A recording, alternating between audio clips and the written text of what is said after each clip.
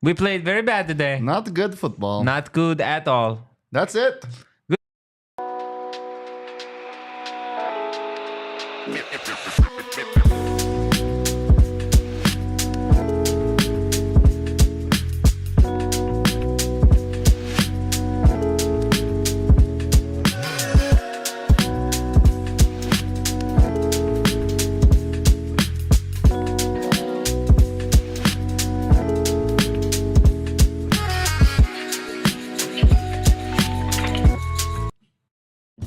It's a very sad Saturday, guys. Welcome into the PHNX Sun Devils show, coming to you live from Studio K, presented by Circle K. Join Inner Circle for free by downloading that Circle K app today. Terms and conditions apply at participating locations. Visit CircleK.com for details. I am Anthony Totri, joined There you are. On rare occasions by the one, the only big pokey Shane Dieffenbach himself. We have Captain Redbeard behind the Mac. Ahoy. He's pushing all of the buttons, making all of the magic happen. And for the first time this season, it's time to take a walk of shame. Yeah. Because the Arizona State Sun Devils couldn't get it done to open Big 12 play. Final score 30-22. Obviously, we got a lot to get into. Post-game show just getting started. Do us a solid. Hit that like button. Hit the subscribe button. Drop a 5-star review wherever you get your podcasts. Shane, just your initial reaction from a game that was really sloppy from start to finish. Yeah. It was. I mean, it's disappointing for sure, and I'm not one to just like once the expectations rise week after week. You're not just gonna say this is fine, but it's good to be in a spot where at least you can be disappointed that you lose one score on the road against a Big 12 team.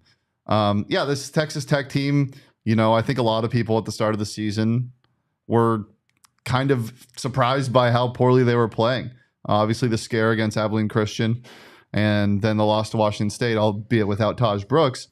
This team, was looking like it was going to be a bottom half Big 12 team after kind of expected to be in that middle range. Yeah. They definitely found their footing last week, and they figuring it out now. Yeah, I think the tough thing, right, is this team for Arizona State has played so well through 3 games, and they've played a lot of mistake-free football. Yeah. So when they come out and you start the game, obviously an earlier kickoff than they've had all season long, and you start it with just the opening kickoff going out of bounds, right? And then you do that again. And then there's a 3rd and 21, you get called for a face mask. And then there's we're taking deep shots and our wide receivers backpedaling and drop. Like there's just so many missed opportunities. There were so many points I felt like left on the board, and then so many more opportunities for the defense to get off the field.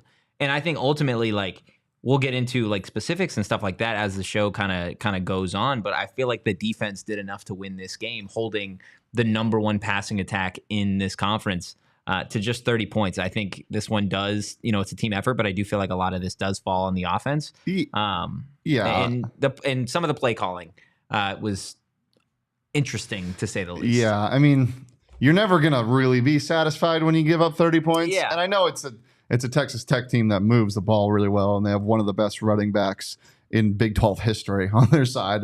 Tahj Brooks, 15 straight games or 14 straight games of 95-plus yards. It's just is ridiculous.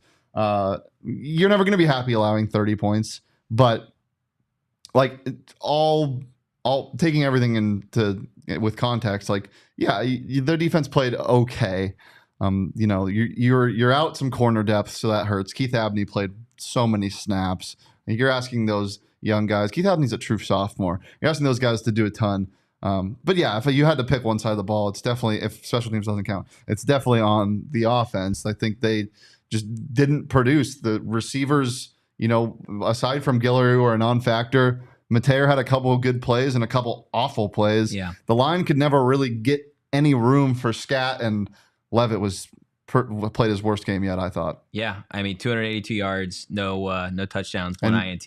90 plus of those came in the last 10 minutes of the game. And something that we really tried to hammer home this week was that we felt like this Texas Tech defense, you could take advantage with an athletic quarterback. Yeah. Right, and only 9 carries, 25 yards. He did have the one quarterback sneak that went for a touchdown.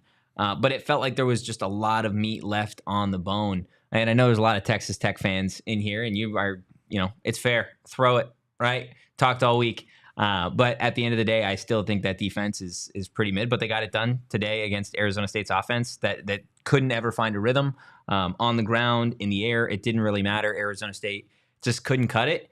And then again, the penalties, the penalties really were just a killer, right? Arizona State, 8 penalties, 69 yards, and just some crucial third down penalties. Yeah, crucial third down penalties, but the penalties are kind of a wash. There were just a ton of flags in that game. The whole game was kind of clunky, and again, the broadcast was awful. Yeah. But again, the game took really long. It's just another weird game that they played, and they weren't able to pull out in this one. But I think if you look at one thing in this game for ASU, it's the mistakes that they usually don't make, and I'm not talking about bad penalties, which are big factors like the Miles Rouser third down sack.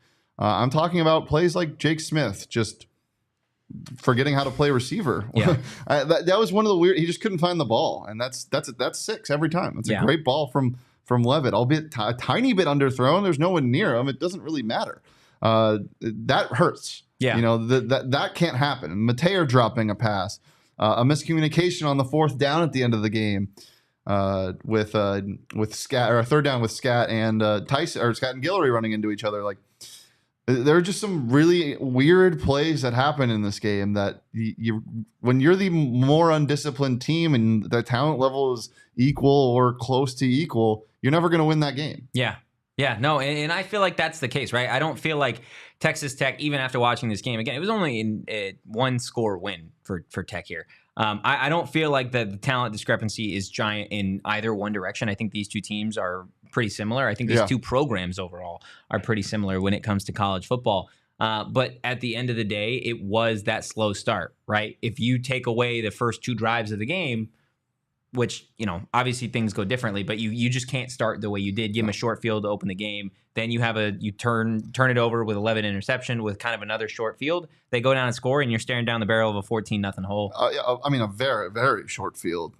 Leavitt threw a pick on the 40-yard line. About that. So, yeah, you give them 100 yards combined to drive in their first 2 drives. Less than that. Yeah. 75 yards with combined. A scripted offense, scripted first 10, 15 plays. That hurts. And you should be able to dig yourself out of that by what we've seen with this offense, and the offense just wasn't good enough today. So, yeah, I mean, the start hurts, but you really just you have no excuses when you're the one causing your own mistakes. Yeah, no, you're absolutely right. Again, it would. I think there are a lot of people when we tweet or when I tweeted that it's the sloppiest game of the season, right? Like, people are like, oh, it's Arizona State. What are you talking about? If you've watched the first 3 games of the season, this team hasn't looked like this. Mm-hmm. They didn't look like they came out there today. They looked lethargic out there today. They looked undisciplined. They just didn't look ready. They didn't look ready. And obviously, the coaches are definitely going to take a lot of that blame when they get to the press conferences and that type of stuff. But I think if you're an Arizona State fan, kind of like you said, Shane, I think getting to this point and having room to be disappointed is almost a good way to look at it. Granted, you never want to take a loss, right? But I think this comes at an important part in the season where Arizona State can really look themselves in the mirror going into this bye week and get settled in before they have Kansas at home and then Utah right after that. So, look, we still got a ton to get into from today's game. We are going to get to By the Numbers, presented by Desert Financial Credit Union, Arizona's #1 credit union, named by Forbes. Shane, a lot of numbers, but of course the only number that matters is that final score. You're still doing this? 30-22 in favor of Texas Tech. Passing yards, 282 for Leavitt and company to 201 for Morton and the Red Raiders. On the ground, 94 yards for Arizona State to 133 for Texas Tech. Total yards that equates to about 376 for the Sun Devils, 334 for Tech. Turnovers, Arizona State had the 1 early pick from Leavitt, and then time of possession, 25 minutes and change for the Devils and 34 and change for the Red Raiders. That's the number right there for me, is the possession. Tahj Brooks controlled that game. I mean, their entire offense controlled that game, but ASU, the number looks even better for ASU because of the last couple drives of how long those took. If that doesn't happen, that number's even more lopsided. When you're playing against one of the nation's top running backs, you can't get into a hole, and credit to Tech, because not only did ASU have a lot of unforced errors, Tech played pretty mistake-free football. Yeah. Obviously no turnovers. Very rare miscues on offense when they wanted to execute something. Most of the time they did, aside from a couple passes here and there that were overthrown or just credit to good coverage on ASU's end. But as we talked about at the start of the show, like you go down 14-0, you're playing a good running back, and exactly they don't make mistakes. It's hard to claw your way back into that game, and they almost did. Yeah, my number is not even up there, and it's kind of what you said, playing a good running back, right? You play Tahj Brooks, 27 carries, $117 on the ground, average 4.3 yards per carry, and he proved that he was just as good as kind of everybody thought in terms of this conference, right? There's a lot of really solid running backs in this conference. We had Jalen Conyers on the show just the other day, and he said Scat and Tahj Brooks are two of the best running backs in this conference in the country. And you saw it. You absolutely saw it from Tahj Brooks today when they needed to close it and put it away. They turned, they handed it to 28, and he did his thing. It was a gashed and just absolutely beaten up Arizona State defense, especially in the interior with this a lack of depth at that defensive line because so many guys went down. But again, you have to make those adjustments knowing that Tahj Brooks is not the only really, really good running back you're going to see this season. Yeah.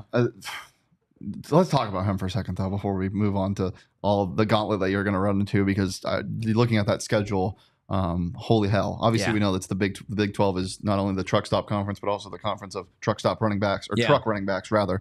That guy, the patience he has at the size he has, I mean, it's very Le'Veon Bell-esque. Yeah.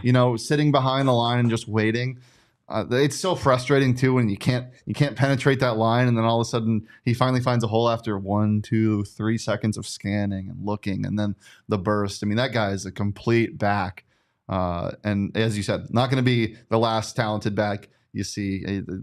Looking at the schedule, I mean, you have Devin Neal right after the bye week. Devin Neal. You got a tandem in UCF in, what is that, 3-4 weeks with Penny Boone and RJ Harvey. And I mean, KJ Jefferson, he takes off too. Yeah, that man is massive. So it's not going to get any easier for Arizona State. So definitely a lot to clean up. Look, we are definitely just getting started here on the PHNX Sun Devils postgame show. Hit that like button, hit the subscribe button, drop a 5-star review wherever you get your podcast. We're going to be giving out bottle service, but we're going to do it on the other end of this break. We're going to tell you a little bit about our friends over at Sanderson Ford. Guys, Sanderson Ford, they're giving you big payoffs like 0% financing on a bunch of new vehicles, including the 2024 F-150, the Escape, the Edge, the Explorer, and Expeditions. I'll tell you all the time, especially when Dr. Rubis is here, just how much I enjoyed spending a weekend being able to drive the 2024 Ford Bronco Sport Big Bend. It was a ton of fun. The interior is just absolutely flawless. That is a car that I would highly, highly, highly recommend, even if you just go check it out. And look, you get the Sanderson Ford, they've got somebody that is going to make sure that you get exactly what you need. The customer service is the best in the game, guys. They thrive on a no hassle, no pressure, and no nonsense sales approach. Get deals on the 2024 Ford Bronco Sport for 5.9% APR for 66 months plus $2,000. Must be financed through Ford Motor Credit OAC. Also, help us celebrate Hispanic Heritage Month with a Dia de los Muertos inspired trunk or treat at Sanderson Ford. See dealership for details. Also, these hats are great. We love them. Sell them at the PHNX locker. But we also got these hats right behind me, the branded Bills. They're so nice. They're the material on these things are so nice. If you got a sweaty head like I do, what is it? 80% of the heat escapes from your head. Something like that. I'm not a scientist or a biologist. Yeah. I don't know what I'm talking about. Anyway, they got, it's very breathable for your head is what I'm trying to say. Plus the styles are fantastic. A bunch of ASU styles and a bunch of other styles, and maybe some PHNX styles coming soon. Who knows? But whether you need your snapbacks, truckers, fitted beanies, or tees, Brandon Bills has you covered. Elevate your style today. They got a partnership with ASU. As I said, head to BrandonBills.com and use code PHNX for 20% off your first order. I really like what B says here, saying that this was always a heat check game for Arizona I hate State. that. You don't like it? No. Why not? Because you can't move the goalposts. Like after you started 3-0, it was like, okay, is this team good? Like, yeah, yes, we said that after Texas State. You're like, okay, this team. And for me, that doesn't move. Yeah, but that's what I'm saying. This team's a lot farther ahead than you thought. Yeah, I'm gonna hold you accountable. Was it heat? Would you project a heat check game or would you say it's a heat check game if you projected them to win by 17 points? I don't know if it's a heat check I think game. you can still give it that because it's like you expect them. You can expect this type of game, like a heat check game, right? This is like, okay, we're going to see if you're still hot and then think that they get it done. You know what I mean? That's where I'm coming from in that instance. I did think Arizona State was going to get it done. Absolutely. I'll stand on that. 45-28 is what I had the final score. The offense wasn't there. Tech pretty much hit what I thought they were going to score for today's game. Arizona State's offense just didn't have the juice to really match it. But I think that is fitting. And again, I still think Arizona State is like you said, ahead of schedule for where they should be, what people expect them to be. And I still think they're going to be far, far better than what people projected, which is the worst team in this conference. Yeah, my only problem is a heat check game is a game you're playing an opponent that you shouldn't win at. And I know it's a game on the road, like, and it's your first Big 12 game, so I'm not saying they should have won this game, but if you're expecting it to be a heat check game, then that's probably what you're saying. Yeah. You know, that you think that this team was a dog. They were a dog. Well, yeah, but a big dog. Like, this is like they were what, 3.5 at kickoff? 3.5, which is basically even at a neutral site, saying these teams are even. That's what the books are saying. So I don't know, man. This to me was just was your first true test on the road in the Big 12 in a conference that you're going to have to fight for, and the schedule is only going to get harder. You know, we definitely like what we're seeing from Kenny Dillingham and this ASU team in year 2, by the way. But, you know, now it's kind of time to come back down and reassess. Okay, Leavitt's good. He can't win you games yet. Scott's good. Running backs don't really win you games unless in college football, unless you can get out to an early lead. Yeah, the defense isn't good enough to win you a game, despite what the Wyoming and Mississippi State games might have said. See, I think that's not true. I think this defense is good enough to win you games. It wasn't today. It wasn't today. No, none of the 3 phases were good enough. But it's college football. Yeah, like things change every week. Things happen, right? Look, there is a healthy defense might be good enough to win you games. If you can't get healthy in the next couple of weeks, you might be in some big trouble. Yeah. We'll see. Look, I do want to get to probably one of the lone bright spots for Arizona State, and that's taking us to bottle service, where we are giving it to Cam Skattebo. Cam Skattebo, 117 receiving yards, Shane, and 2 total touchdowns for the Devils. I know this one felt a little personal for you. No, it didn't. This is. I mean, he does this all the time. That 80 or 60 yard reception, whatever it was. He does this all the time, where he trucks near the sideline, and then nobody wants to touch him, and he doesn't go out of bounds. And that's like the 3rd or 4th time I've seen him do it just at ASU. He's such a special player, man. I'm so glad that he was able to come back in the game after what looked like a really scary injury. Yeah. He's just another great scat performance, putting the team on his back at the end of the game. His neck. Yeah. Sure. Hopefully he's okay. That Scott's awesome, man. Obviously would have loved to see more on the ground from him. I think he finished with 30 something yards on the ground only. No, 60 something. Oh, really? Yeah, 18 carries, 60 yards on the ground, and 2 touchdowns. Damn. But I think again, he had 170 something all purpose, or 177. Yeah. But he had 113 yards yak. Yeah. That's crazy. I think for me, the thing that going into this game, you knew that Tech's defense wasn't very good, right? And I watched them today. I still don't think Tech's defense is very good. I think they left a lot on the ground. I think the game plan going into this game should have been more run-centric, both with Scat and with Sam Leavitt, knowing that you were thin at the defensive line and in the secondary. Shortening this game, I think, would have been the best approach, similar to Mississippi State. But you kind of, when you shoot yourselves in the foot the way you did, right, giving them an early short field anyways, they go down and score, and then you turn it over and you're down 14-0. It's kind of hard to play that game. It's kind of hard to play the catch-up game when you're down that many points that early on in the game. Yeah, I mean, we saw ASU last week, face adversity for really the first time in the season against Texas State, down 10. Yeah. Like, you saw them fight. This week was the first time you saw them had to change their entire game plan, because obviously they probably had a much different script going into this game, and they had to throw most of that away. I was telling you in that first quarter, you're down 14-0. It's third down. Kenny, you got to go deeper in your bag. Yeah. Like, fourth down. and they went a little too deep in their bag, and somehow it worked. And we'll get to the play calling in a bit. But yeah, Arroyo and Kenny had to pull out way more than they probably wanted to early in this game, and a lot different than how they thought this game was going to go. Yeah, it's a product of a freak start. Shit happens. You move on. It just goes to show, though, how important the start of a game is, right? Because that's something that Eric had tweeted, I think, earlier, like today, saying the key to the game was you just can't go down early. Yeah. Knowing that this is a game that you expected to kind of be a back and forth contest. Mm-hmm. And then when you're able to go down, when you go down early the way that Arizona State did, you're not fully able to run the offense that you've run through 3 games. That's kind of proven success, right? I know there's a lot of Tech fans saying the Arizona State offense is, is poop, for lack of better words, right? But at the end of the day, when you're a one-dimensional offense, Texas Tech's just able to sit back in coverage and kind of do what they did all day long. You don't really have to account for the ground game too much because you have a 2-touchdown lead.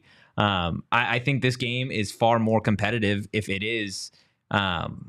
Arizona State doesn't shoot themselves in the foot as early as they did in the game. But again, that's you can't really sit here and say like, oh, what if they lost. And it's college football. Like, you go into a hostile environment, you're bound to make mistakes as having a redshirt freshman at quarterback, or a young team in general, starting a couple really young pieces, a couple 3 true sophomores on the defensive side of the ball. Like, you're bound to make some big mistakes. It's just how do you respond from those? And they didn't respond fast enough today. I think they responded a bit in the second half, but there are a bunch of drives that got away from you. Yeah. And when they really were not in a position to. How many times did a play end and then that flag chyron came up on the screen? You're like, oh my God. Yeah. Again? How? You can't do that in a hostile environment, especially in the Big 12. It hits you like a bag of steak knives. Yeah. Ball of steak knives. Yeah. Yeah.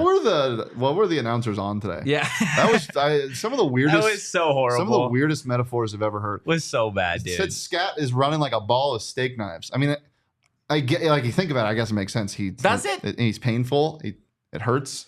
Like, it wouldn't feel nice to tackle a ball of steak knives. No. Then I looked it up. I'm like, is that just like an old timey saying? Nope. Never heard of it. Never heard of it. Came up with that on his own, to be completely honest with you. Absolutely no clue. Hit the like button for steak knives. I do want to get into some of the other performances for Arizona State, both good and questionable. And I want to start with Miles Rouser, who, going into this game, led the team with tackles. Talk about good and questionable. 9 total tackles today, tied for the team lead with Xavier Alford and Keyshawn Elliott. He did have 4 solos. He had a sack, a TFL, 3 pass breakups, and 2 QB hits. He was all over the field. Yeah. Ultimately, though, made one of the more costly mistakes today on that sack play. I believe it was a 3rd and 6. He had sacked him and then kind of got over Morton and just taunted him one too many times. He yapped once, yapped twice, and that was about it. You can't yell at somebody on the ground. Like, you made the play. Awesome. I love how much passing he plays with. Yeah. But this is the type of stuff you have to clean up, especially if you want to compete in the Big 12. Like, you cannot give a team like Texas Tech and their offense second chances like that, and it cost them. Yeah, no, that's the type of play that separates a 3-win football team and a bowl eligible team. Yep. Right there is those level-headed, disciplined plays. And Miles, like you said, he plays with a ton of energy, a ton of passion, and you see it. It adds up on the box score. You see him making plays all over the field, which is huge for an Arizona State secondary that's missing a lot of key players and will be for some time now. Yeah. So you're going to see a lot more of Miles, but I know that's definitely something that needs to be in check kind of for Arizona State as they move forward. And those are teachable moments, right? Miles is a younger player, but those are things that you can't afford to do in those types of games, on the road. No. Those types of games on the road against conference opponents, especially. Yeah, Miles is a player that you love to watch as an ASU fan, because of how passionate he is. But you also hate to watch sometimes because you're like, please don't do anything dumb. But he was everywhere, as Sharon said. He made up for a lot of the mistake, or a lot of that mistake in the first half or in the second half. So yeah, he was great overall. Aside from that penalty, the defense as a whole, I thought it played okay. Not good, not bad. Some mistakes that need to be corrected. The middle of the field was wide open the entire first half. There were some times where you just needed to bring them down, and some tackles were missed that ended up resulting in first downs. But as a whole, I think they played pretty well. Both the safeties that have made the most impact thus far. I guess Rouser has made a pretty big impact, but Shamari and Alford were both MIA a little bit today. Yeah, I didn't see much of them, and sometimes that's a good thing. But I'd like to see a little bit more out of Alford, but.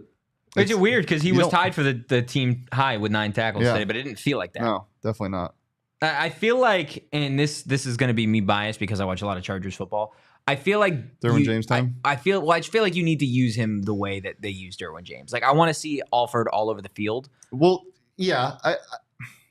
I could be wrong. That's just my 2 cents. No, I get what you're saying because I sit here and I say he didn't make much of an impact and he led the league in tackles. You do want to try to use guys like that who are super explosive and can make an impact and like can sway games because of their individual performances. Yeah. But you also don't. You kind of want him to play that free safety-ish role, like center field, because of how experienced he is and how veteran he is and how he's the leader of this defense. We've seen it. Like he completely is. So maybe you don't want that. Maybe this quiet 9 tackle game is what is best for this defense. So I've in the last minute I've just eaten my words completely. But infamous front runner in the chat. My pokes looked terrible. Infamous front runner in this chat a lot. Oklahoma State fan. So you can welcome to therapy, buddy. Welcome to therapy. BC in the chat. Kansas is a must-win game. Interesting to say the least. We'll definitely get into that a little bit later next week in the bye week. Maybe we'll hit on that a little bit today. I do want to get into one other guy that had a little bit of a questionable performance, and I think it was one play specifically that really stood out, and it was Jake Smith. Jake Smith, obviously, on what would have been a massive, massive play. I believe at that time it would have tied the game if he would have been able to catch it and go for a touchdown. But really wide open, and we just dropped it. Just dropped it. Weird start to the year for Jake Smith. Yeah. Absolutely. Did not think he would be this much of a non-factor. Yeah. 3 catches for 47 yards on the year. Like that's crazy. That's something that I did not have penciled in. That was as I said, that was one of the mistakes in the first half where it's just too much to overcome. That was tough. It's, as I said, a ball that maybe was slightly underthrown, but a good ball from Sam Leavitt. Nobody near him, and just one of those plays where you just have to, you look at it and you're like, I need that. I needed that. You can't make a mistake like that. And you wish you had it back. Because in Division I, Power 5, Big 12 football, you're not going to have many of those opportunities where you're running completely free, watching the ball drop like it's a punt. Who, and mind you, he returns punts. Yeah. Not anymore. Melquan. That was just one of the weirder plays of the season. I don't know what happened there. It seems like he crossed himself up a little bit. I don't know why he felt the need to backpedal. I don't know if he might have turned his head around too much. I got to rewatch it. Yeah. Because this broadcast doesn't show any replays. But yeah, just a weird start to the season from him, and obviously a weird game. No receptions for him today. Let's talk about the good thing from the receiver room, though. Let's hear it. Xavier Guillory, man. I mean, we haven't seen Xavier Guillory have a performance like this since week 1 last year against Southern Utah. It was nice, and I think he needed that from a confidence perspective. I know there's been a lot of fans that have been on him on social media and in this chat about his hands and ability to catch the football. Today, he was Arizona State's leading receiver outside of Cam Skattebo. 6 catches, 70-40 yards, 7 targets, and I mean, he looked good. He looked crisp. He looked like the guy that we had seen at Idaho State. Yeah, and in spring ball, right? Like 100%. So it's, if you can really develop him to be your number 2 wide receiver alongside Jordan Tyson, it's only going to make Arizona State more dangerous as the season kind of goes along. Yeah. But obviously, a lot of this starts with Sam Leavitt and being able to establish a ground game to open up the passing attack. Yeah. And speaking of your number one wide receiver, they Texas Tech took him away. Yeah. He only was targeted 4 times this game, and I don't know if that was just a couple penalties early on on Texas Tech. Yeah. I don't know if he was but again, that's due to the emphasis on him. Like they wanted to be physical with him. That's what you got to do. Like, he's a physical guy. You got to physical him back, or you're going to get pushed around all game. And they did that at the start of the game and held him to 2 catches for 33 yards. So credit to Tech for taking him away, but I don't know if it was just a result of the game plan, or maybe it just wasn't working today. Yeah. You got to have more out of what everyone is assuming is your wide receiver one. So that hurts a little bit. But again, just not a great game passing. The 282 yards from Leavitt it's so skewed. Yeah. Because they threw, I'm looking at it right here, 103 of those yards came in the fourth quarter. Yeah. And it wasn't like they were taking a ton of deep shots. A lot of that was just purely based off of the fact that you had Tech sitting in a shell and just giving up everything underneath at the tail end there. They were playing not to lose at that point in the game. But, I mean, realistically, overall, I feel like you could point to just about every player on this roster and say, you know what, there was a great moment, but also this. And more often than not, thises were mental things that I feel like are quick fixes that just need to be cleaned up, right? That at the end of the day, like, nobody's going to be more upset than Kenny and his coaching staff on some of those things.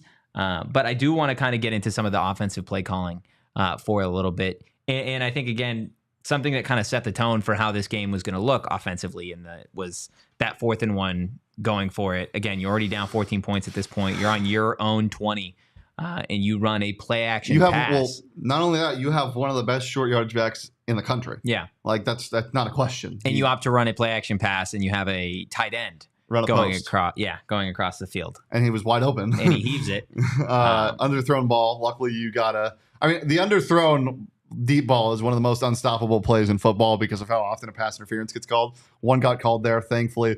And I thought, maybe that was a one-off. Maybe Marcus Arroyo was just trying to be a freak at the start of the game. He was freaking the whole game, man. Yeah. There was some very, very uncharacteristic play calls from that staff. And I don't know if it was, just we're on the road, like, let's be savvy. They're getting too cute, man. There's just times where you just run the ball. 1st and 10, run the ball. 2nd and 10, run the ball. Yeah. Now you're in 3rd and 10 and it's over, and you have to pass it. Sam Leavitt scramble drill, throw out of bounds. Like, 3-4 drives ended like that. That can't happen. And the 4th and 1s, 3rd and 1s are always like, you look like a genius if you convert it, and if you don't, you look like an idiot. Yeah. So that's kind of whatever. Yeah. It's a very questionable play call not to go to your power back scat, your guy, your offense in that short yardage situation. But like, when that works, it's like, okay, it's excusable. But it's the little things. It's the things that, when the play is over, it's not the end of the world. But you look back on plays like that, and you're like, why was that happening the whole game? Why are we, why is this play calling staff calling a go route on 1st and 10? Why is Leavitt looking like he's about to launch before deciding to tuck it and gain a yard on 2nd and 10? It was just strange overall. There were plays I wish, and I don't know what Sam Leavitt's his control of the play calling is at the line of scrimmage, but I would have really loved to see him check to some runs whenever Tech throwed out that 3-man front. They did it very rare today, but in those instances, you need to check to a run because, like you said, you have one of the best running backs in the country. And just simply not taking advantage of a smaller box is definitely something that costs you. Steven's saying, what game were you watching? 1st down runs were completely unsuccessful, 2 yards max almost every time. Yeah, there were a lot of runs where they got stuffed pretty quick, but Scott's a guy where you just keep going. Yeah. And I know 18 carries is a good amount for a normal guy, but for Cameron Skattebo in this Arizona State offense, it's a light day. I would have loved to see more today. He was getting hit faster than he normally does, and that's props to Tech's defense. He's 6th in the entire country. Before this game, he was 6th in the entire country in broken tackles. I expect that to go up even more throughout the season. I think he'll probably end up in the top 5 when things are all said and done. But yeah, you just keep running. You keep running. I don't care. I don't care if you pick up 3 yards. It adds up. It's better than 2nd and 10. No, you're absolutely right. 2nd and 7 and 2nd and 6. I was telling Totri, makes me feel so soft, so warm. So nice. I feel so good. So nice. when the offense trots out and it's 2nd and 6, 2nd and 7, because your play calling is a lot more open than just we got to get 5, we got to get 6, we got to get 7 on this play, or we're punting. Sharon in the chat with a $1.99 super chat. Thank you, Sharon. Shane, do you have duct tape over to U of A? No. This is how the shirt came. Yeah, I love it. I love it. I was thinking about, for those listening on, I'm wearing a Pac-12 shirt with a circle of all the former Pac-12 teams on it. I should put black tape over every school except for Washington State and Oregon State, and then put white tape over the one and have it say Pac-2, and they're just like right here. Yeah. My favorite thing about some of these games. Go Cougs, by the way. Yeah, go Cougs. Go Cougs. 4-0. Is I love being able to watch this chat and I can tell you who knows football and who doesn't. It's very interesting, and I will absolutely take any heat in Slack from Texas Tech fans. I will absolutely do that. Emilio Reyes, though, I will absolutely not take any slack from a Wildcat fan. Last I checked, you are still have a red bum from the whooping that Kansas State gave you last week. And if my numbers are correct, NAU was beating you at one point and New Mexico was beating you at one point. So you just sit down, okay? You enjoy that whooping that you took, and you get right for next week because Utah is going to hand you the same thing that K-State handed you. So unless you get more creative in the chat, you could pipe down. But I will take all of the heat from Texas Tech fans. They won the game today. They played a better brand of football from the start of the game to the end of the game, and that is absolutely credit to Texas Tech. They won the game. But what I will not do is take heat from a bum program like Arizona right now. Just not going to do it. Had to get that up. Had to get it off my chest. You want to go for a drive? Tell me where we're going. Let's go for a drive of the game presented by Sanderson Ford. Football is back, and so are the deals at Arizona's largest Ford dealership. Sanderson Ford, shop America's most awarded Ford dealership, with no hassle, with no pressure, and no nonsense. I love it. It's Sanderson Ford, and it's the drive of the game. You know where we're going with this? Probably the only really impressive drive of this game. Yeah, you had the scat, 60-yard reception that ended in a touchdown, but that's not really a drive. That's more of a one play. I'm talking about the 9-play touchdown drive to end, or what should have ended the first half. Let's talk about the end of that before we talk about how good this drive was, because it was a great drive. Okay. What are your thoughts on hurrying up to the line and QB sneaking it after Mateo was down at the 1-yard line? I mean, first off, he wasn't down at the 1-yard line. Well, we don't know that for sure because, again, they don't show replays. Okay. But it did look like he broke the play. I see why you do it. I see why you don't do it. Right? Hurrying up, obviously, at that point in the game, you're trying to get them on their heels. Not, at that point, substitute to a goal line package and do all of that. So I understand why you hurry up there. But on the flip side of that, you see the repercussions, and especially in a game where you've got an offense on the other side that moves the football the way that they do. And it cost you 3 points, which, it makes a difference. They add up at the end of the day. For sure. It depends on the situation. In this situation, I definitely would have taken my time. But also, Texas Tech very well could have called a timeout if they did that. So, damned if you do, damned if you don't. The only reason I'd lean more toward running that clock is because you have scat. You're not worried that, we have to do this right now because I don't know how this team's gonna get in the end zone. Yeah. This is more of it's Skattebo. You have 4 chances to get in the end zone from 1 yard. It's gonna happen. I probably would have liked them to see. I probably would have liked to see them burn some more time off the clock, but it is what it is. That drive was great though. 9 plays, 79 yards in 4 minutes. Just a kind of a combination of anything. You had a couple scat runs, a couple big Leavitt runs, the big Guillory completion for 19 yards, and then the Mateo touchdown or 8-yard reception to the half-yard line that ended up. Yeah, I don't know what somebody, Steven in the chat, just saying the spots were horrible all game. I felt like they in all honesty, I'm not somebody that loves to talk about the officiating. Yeah. I felt like there were, with spots specifically, not so much penalties, but I do feel like there were a couple points in that game where it was just odd. Like they were spotting them way too far or way too short. I mean, spotting is a very nitpicky thing. It's hard. They're moving. They're grown men moving fast with a ball. Like it's hard to spot. It is. It's your job, but it's hard to spot. And getting things wrong here and there. It's whatever. Stuff happens. But what I don't like is the fact that nothing was ever stopped to take a look at. There were no challenges in this game.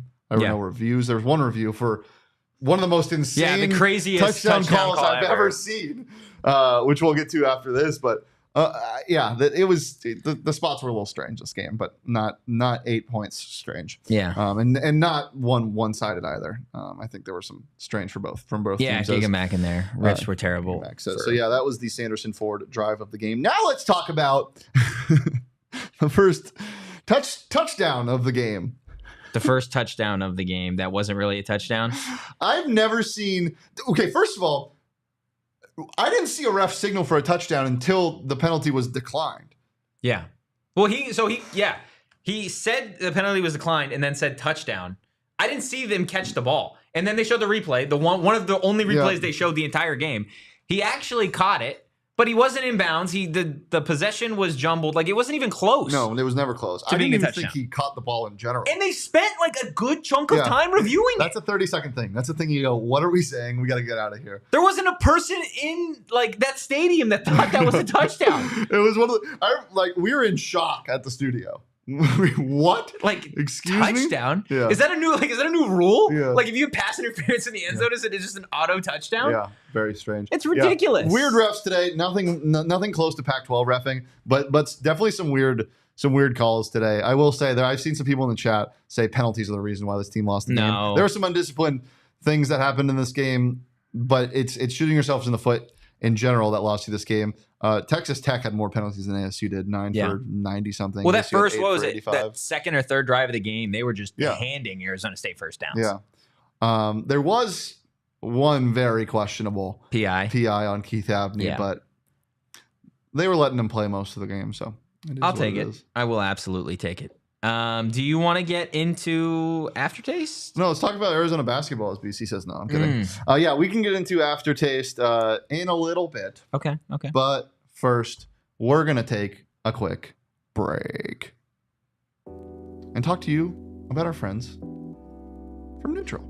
Have you ever had these things? So tasty. I've had them before, but we had them watching the game to try and spark some life. And they taste really good. I'm not a huge seltzer guy. Not a seltzy boy? And these, thankfully, don't get me too seltzery. No, they don't taste like a seltzer. They don't get me all burpy and bubbly. They're not too sweet because they're made with vodka and real fruit juice. Real juice. And a bunch of flavors. Natural flavors. It's simple. They're great because it's vodka, it's real fruit juice, sparkling water, natural flavors. That's all you need for a great seltzy. Man, they're so good. They steal the show. I mean, sometimes I forget that I have a job to do and I'm just ripping this and I'm just ripping. This is a great Saturday. And then I remember that ASU is down 14-0 to start the game. And blink of an eye. I also had their, this is the watermelon one, which is probably my favorite of their original ones, but their lemonade ones are fantastic. I had a blackberry lemonade one today during the game. It was great. And you know, it's neutral. It's the best. Keep it tasty. Enjoy responsibly. 2024 Anheuser-Busch neutral flavored vodka and carbonation, St. Louis, Missouri. Look, I love me some neutral. I also love to spend some time over at Gila River Resorts and Casinos, guys. Always remember, nobody does it better. You can visit any one of their 4 locations. My personal favorite is Wild Horse Pass. I know that is Captain Redbeard's favorite as well, whether that be for the Top Golf Simulator, whether that be for their sports book, or even the gaming floor that's got it all with over 4,500 slots and live table games, or catch all the action at any of their sports book. Look, guys, with 4,500 table games and slots, you are bound to win on one. Okay, look, be on the lookout. We're going to be hosting some events there all year, including Cards and Sons, watch parties, and more. So stay tuned for info on how you guys can come hang out with all of us. Remember, you do you at Gila River Resorts Casinos. Visit playatgila.com for details. I got a nice comment from a Tech fan. We did. Yeah. Mark in the chat says, these are 2 over 500 teams. Mistakes were from the result of over-aggressive effort. I love that. In 10 games, I split 6-4 home advantage. ASU is a sleeping giant. Don't say that. Don't say those two words. Yeah. Those two words do not go over well with the folks in Tempe. And wish you all success for us. And Emilio's still talking about nothing here. Yeah, that's I appreciate that comment. We'll see if this team ends up over 500. You know, speaking of not moving the goalposts, at the start of this year, between 5 and 7 wins is what I said. 6 wins is fantastic. That's what we said. If you hit 6 wins, it's a win of a season. Yeah, 100% with this schedule. And hopefully the scheduling gods are nicer. We'll get Nick, to that your comment, I'm not gonna read it, but that even got Kyle to laugh behind the Mac. Yeah, if you win 6 games, especially with the schedule, I think it's a success, and hopefully your schedule lightens up near the end of the next year, not near the end of the year. Yeah, it doesn't. I just checked. Nope. Sorry, guys. Breaking news: schedule gets harder. Yeah, there's still winnable games though on the schedule for sure. Yeah, I didn't like the way you said that. Nothing. Yeah, I still didn't like the way you said that. Yeah, I mean yeah. Kansas is a winnable game. How many games are you going to be favored in this year? Read me the schedule. I'll tell you. I think you're probably. I think you're favored. I think you're probably at home. You're probably 1.5 point favorites against Kansas. Okay. You're not favored at home against Utah. You're probably not favored. You're not favored on the road against Cincinnati. I think you are. No, you're not. It depends. It depends how you play these 2 games. Okay. Cincinnati beat the Dookie out of a bad Houston team. I know they did, but the worst team in this conference by far. They still look really good. You're not favored at Oklahoma State. No.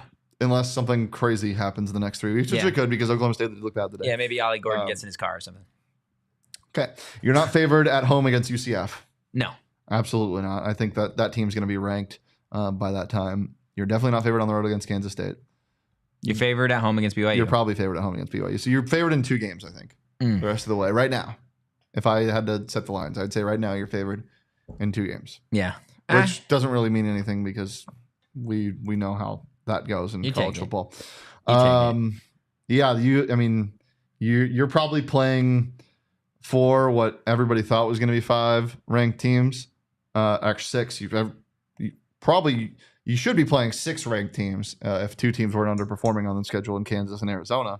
Yeah, this is a gauntlet of schedule, and obviously we knew that going into this year. But I think ASU fans are feeling a lot better than they thought they would after 4 weeks, even coming off of a loss. Yeah. No, absolutely. Look, I do want to get into Aftertaste. For those of you that are new here, this is the most sus segment that we have here. I would say it doesn't have to be. All City Network. It never has to be. It's just pretty much what the game tasted like. So my question for you, Shane, is what was slung into your teeth valley tonight? That's one of the worst ones. Yeah, because it's not bad as in like disgusting, gross. It's just a bad one. Yeah, bad effort, poor effort out there. Yeah, I mean too many penalties. Yeah. This tasted like a. Do you have one yet? Okay, this tasted like a bad. Ooh, I do have one. Okay, go ahead. Coffee ice cream. Coffee ice cream's great. No, it's not. It's not. It's not great. It's great. No, it's not. It you like coffee ice cream? Hold on. Chat, chime in.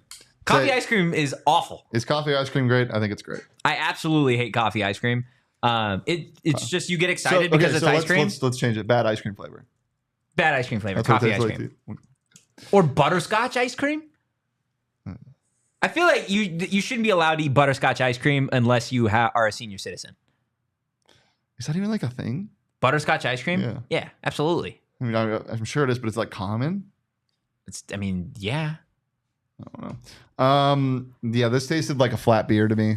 Just like a beer that you found in the back of your fridge and the expiration date's scrubbed off, and you open it, and when you pop the tab, there's no it's just the pop sound of a popping tab, and no fizz, nothing to it.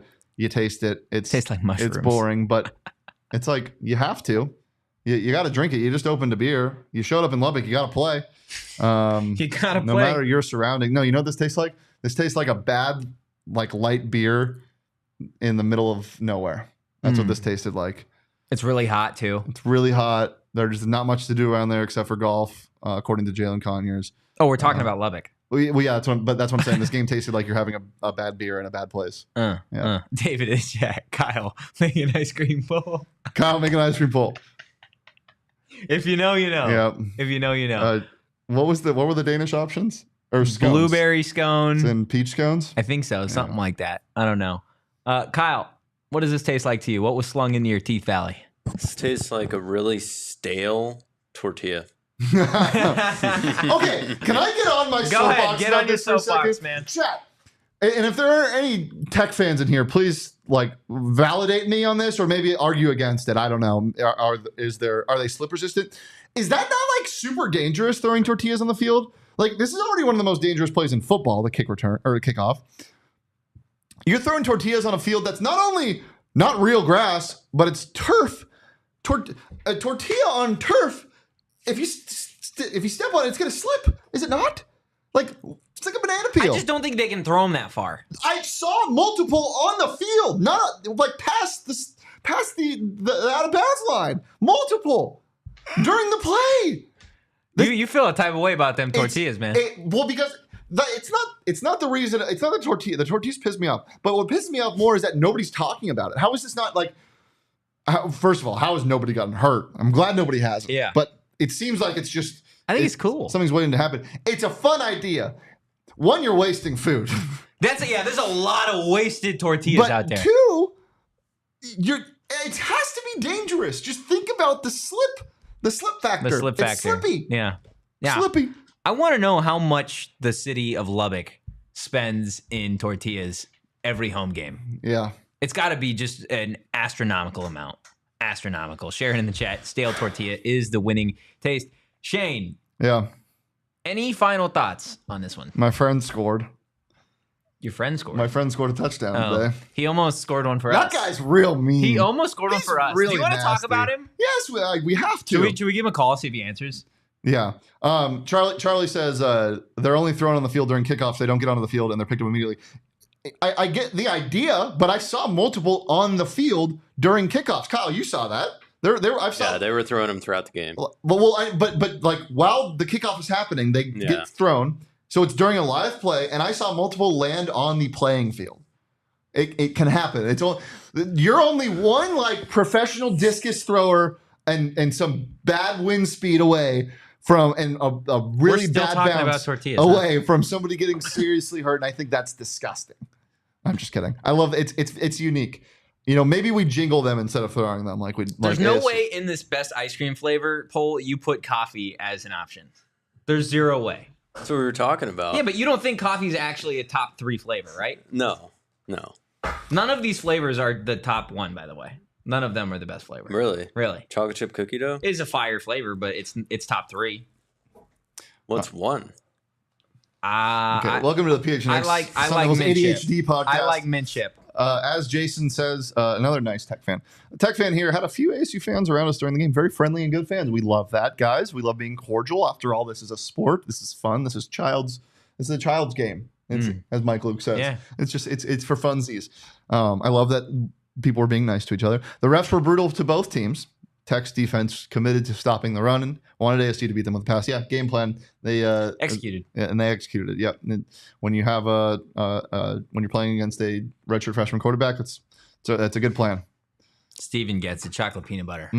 Chocolate peanut butter does rip. I absolutely love What's it. your favorite ice cream flavor? Mine is mint chocolate chip or strawberry. Okay, this guy doesn't have a. What is your favorite ice cream flavor? Or Rocky Road. Rocky Road's a fire flavor too. Okay, that's a lot better than mint chocolate chip. No, mint chip is good, dude.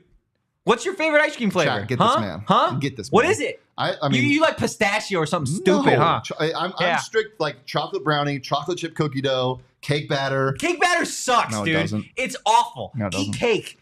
Okay, I will. I love cake. Cake's great. No, dude, it sucks. Cancel me. It sucks. Cancel I will, dude. I will. Cancel me. What do you like, Kyle? Chocolate chip cookie dough. Yep, that's a good one. It's a good one. That's literally what I said. No, you didn't. I said chocolate brownie, batter. Chocolate chip cookie dough. I literally said that. Did I not say that? He said that. I didn't hear him.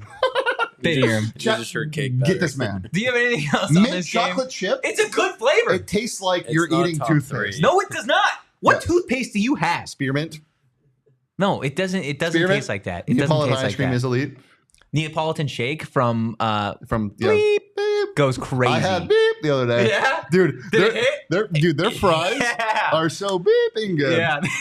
I get so mad when people say their fries are soggy. Jacob gets it. Up. Jacob gets Shut it. up.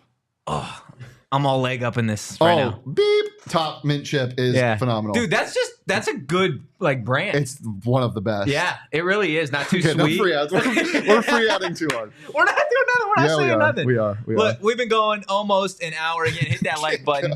Hit the Jacob said cake batter is a child's flavor. Hit the subscribe button. Fair. Drop a 5-star review wherever you get your podcast, guys. Okay, before we leave, last exercise. Yeah. Chat, we're exercising. Weigh in on this too. What were you at after the Texas State game on a scale of 1 to 10 confidence in this team's ability to get to a bowl game? 7. Okay, what are you at now? A 5. Yeah, so 50-50. I like Yeah. that. Chat, weigh in on your feeling of ASU's ability to get to a bowl game scale of 1 to 10. What's your confidence level? I'm going 5 as well. I think that's solid. Butter pecan? That's a crazy comment. What, butter pecan? No. The one after that. Root That's beer? crazy. Root beer's good. No. Do you not read that? Steven says, my girlfriend thinks root beer tastes like toothpaste. Yeah. What do you mean? Yeah, you agree with that? No, I'm saying that's a stupid take. Root beer's great. Look, guys, it is clearly everybody's had one too many here, okay? The lights are dimming. It's about time to go. 10. Let's go. Kyle, what time is it, buddy? It's closing time.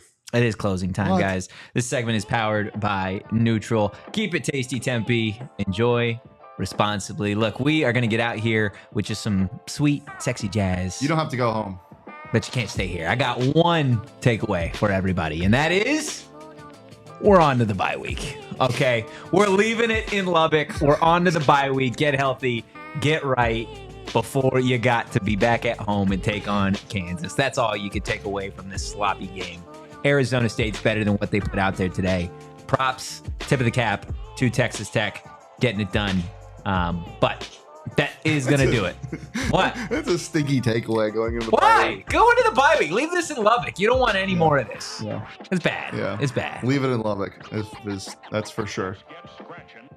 It was a pleasure doing a show with you, Good man. being back, brother. It's been a minute. It's bad. been a minute. Guys, if you enjoyed the content, Last give us a time follow at PHNX_Sun Devils. You can follow me at Anthony_Totri. You can follow Captain Redbeard at KCoop Ahoy! Sports. You can follow this guy right here, Big Pokey, at Shane Deef. Just know, chat, that like always, this is not my fault. It's the lack of Eric Ruby, aka the hall monitor's fault.